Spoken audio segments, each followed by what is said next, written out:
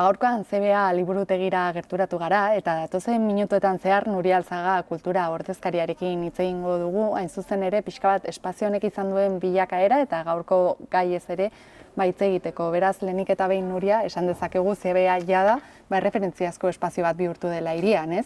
Dudarik gabe, Ainara. Lehenik eta behin eskerrik asko elkarrizketarengatik. 10 urte pasa dira, baina denborak azkar pasatzen da denbora hori. Erreferentziazko lekua bihurtu da, eta da, ez bakarrikan Irunen, baizik eta herrialde osoan esan dezakegu ere bai. Gogoratu behar dugu, gogoan izan behar dugun ikuste dut garrantzitsua dela, CBAko liburutegia ez dela bakarrikan liburutegi bat, ez? Baizik eta gune hau, kultura arloarekin zerikusi dituzten beste jarduerak ere hemen ditugula, ez? Tailerrak, erakusketak, ez dakit, idazleen talde hori, hau da. Naiz eta normalean ez, jendeak agian pentsatzen du, liburutegira joango naiz, bai, liburutegi bat da, baina askoz ere gehiago da, kasu honetan Irunen daukagun gainera erdialdean, ez? Hiriko erdialdean, liburutegi nagusia hau da. Horixe da, duela 10 urte aldaketa hori egin zen, ikustalaiatik gaur egungo CBA espazio honetara, beraz, imaginatzen dut denbora hauei gaur ostean, baieztatu dagoela, aldaketa positibo bat izan zela, ez da? Dudarik gabe, gainera ez da bakarrikan gunean izan genuen, edo espazio hau espazio honen aldaketa, baizik eta hiriko aldaketa, San Juan Plaza adibidez, ez dakik goratuko zaren nolakoa zen, baina kotxez beteta besteak beste. Orduan Irun egia da hiri bat transformazioan dela, orain dela 10 urte eta jarraitzen duela transformazio horretan, eta hor aldaketa horietan, kultura arloan izaten ditugun infrastrukturak hau ez dela, bai aldaketa horiek izan dituzte eta dudarik gabe onak dira. Egia da ere, egunero jarraitu behar dugula lanean, ebaluaketa dakizuenez eta analisi bat egiten dugu urtez urte, eta hor ditugu datuak. Hau da, etortzen diren pertsonek ere beraien inkesta egiten dute, eta hortikan, guretzako oso ona da, erantzun horiek jasotzea, ahalik eta gehien beti aurrera pasuak emanez. Horixe da, etengabe bilakaeran dagoen espazio baten erakusle da, hain zuzen ere, orain gauden espazio hau bera ere, hau da, kabina intsonorizatuak, beti berrikuntzak egin behar direlako, ez? Bai, udaletikan beti errekursoa jartzen ditu kulturaren esku, kabina hau berria da, taldeko kabina gainera, eta, denbora gutxi daramagu kabinekin, baina beraren, ez dakit nola zan, jendeak oso ondo jaso du egitasmo hau, komunikabideek ere bai oso ondo jaso dezute, eta orain ikusi behar dugu, analisi hori egiten joan behar dugu, balorazioak ezagutzeko, baina printzipioz individuala eta hau taldekoa oso jarrera ona izan du.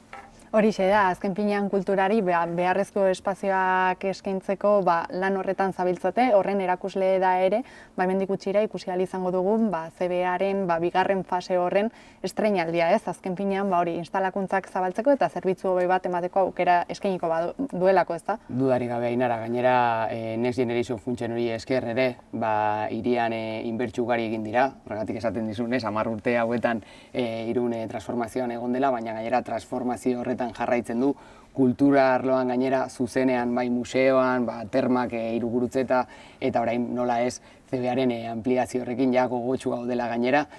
Kultura arloan linea desberdinetan lan egiten gatoz, orain dela denbora asko, baina nolabait espazio fisiko hori izango duten, adibidez, kultura kontemporanea Ribera ezagutzen dugu, gero eszenatoki bat egongo da ere, Irun zuzenean linea hori musika zuzenean disfrutatzeko, beste espazio bat izango du konkretuki fisikoki. Orduan egindako lan hori, nolabait izango du bere, ez dakit nola esan, baina premio hori eta gutxi falta da ja. Horixe da, orain justo apirilaren atarian gaude, justo hilabete berezi bat liburu irakurle guztientzat, liburuaren egunarengatik. Aurreko urteetan ikusi ahal izan dugu jarduera ugari antolatzen dituzuela egun honen bueltan. Ez dakit aurten ere zerbait berezia prestatzen ari zareten edo zerbait aurreratu dezakezun? Zerbait berezia seguro. Badakizu ez gaudela inoiz hor pentsatzen jarraitzen dugula.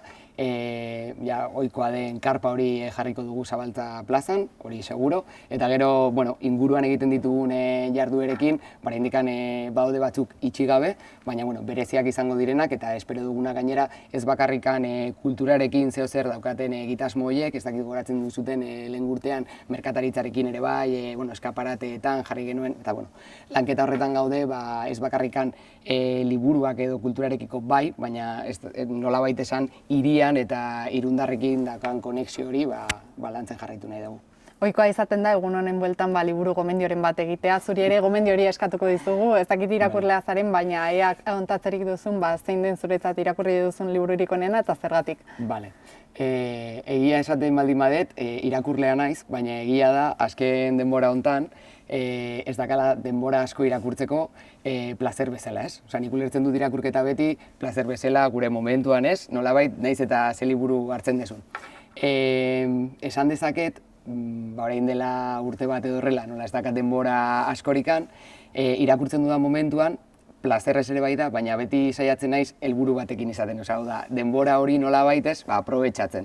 Orduan, kasu honetan, orain dela gutxi bukatu dut, Carlos Gonzálezen Bésame mucho dela, bueno, amatxok eta aitatxok erabiltzen ditugun liburuen artean, Álvaro Bilbao ere bai, Conoce el cerebro de los niños desde la perspectiva de adultos, eta pendiente dakat ez nuelako bukatu El monje que vendió su Ferrari. Barakit dela klasiko bat, baina nik oraindik ez du bukatu irakurtzeari, horregatik, baina bueno. Eta gero ja euskaraz zerbait esan baldin badet, txikiarekin irakurtzen ditudan ipuinak, kasu honetan Susaeta editorialekoak, gainera elkar erosita, ipuinak urte baterako, 2 urterako, 3 urterako ez, eta hor gaude 2 eta 3 urteekin hor aldaketa horretan etxeko txikiarengan. Kontatutako eta partekatutako gomendio guztiak eskertzen dizkizugu Nuriak, beraz, mila esker. Eskerrik asko zuei.